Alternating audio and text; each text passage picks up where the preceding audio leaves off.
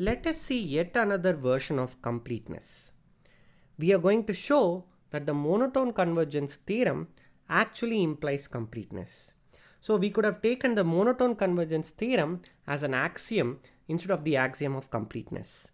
Instead of directly showing that the monotone convergence theorem implies completeness, which I'm going to cleverly leave to you as an exercise, I will show a theorem that MCT implies AP and MCT implies nested intervals property. Okay, this will together show that the monotone convergence theorem implies completeness by the fact that AP plus NIP implies completeness. Okay, now let's first show that monotone convergence theorem implies the Archimedean property. So what do we have to show? Given x comma y both greater than 0, we have to find n in n such that nx is greater than y. Okay, now suppose not. Consider the sequence xn equal to nx, right? This sequence is increasing and bounded above.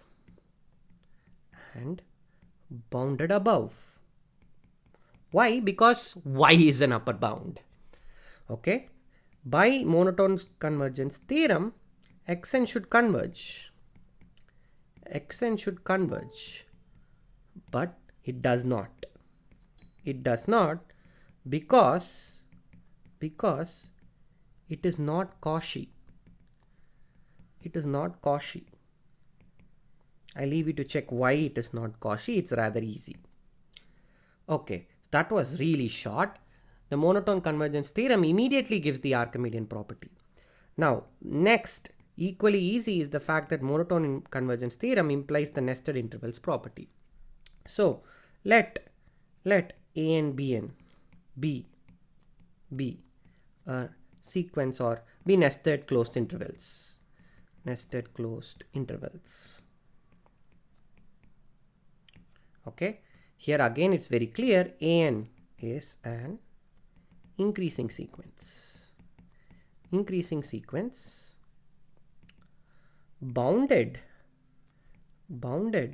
above by B1. Let's say any of the Bn's will actually act as an upper bound. I'm taking it to be B1. Again An converges to some A in R by monotone convergence theorem. But since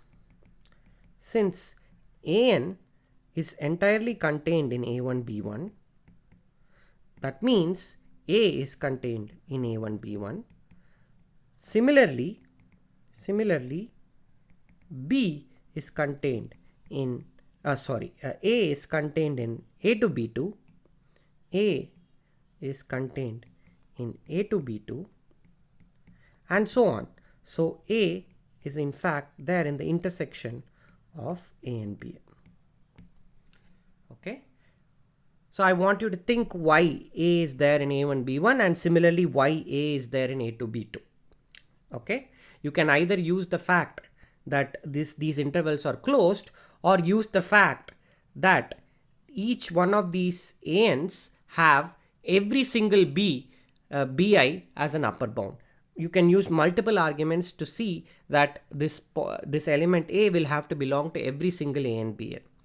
Hence we are done. So the monotone convergence theorem actually implies completeness. Many people do take the monotone convergence theorem as the axiom of completeness instead of our usual axiom of completeness. So it is very good to see multiple viewpoints of the same central concept to have a good understanding from multiple angles. Let me leave you in light of this remark with an exercise.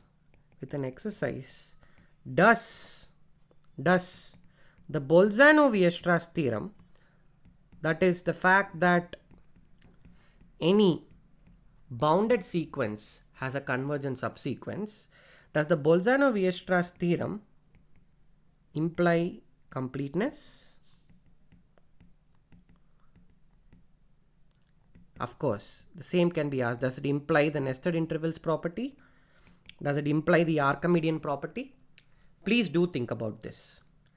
This is a course on real analysis and you have just watched some module on MCT implies completeness.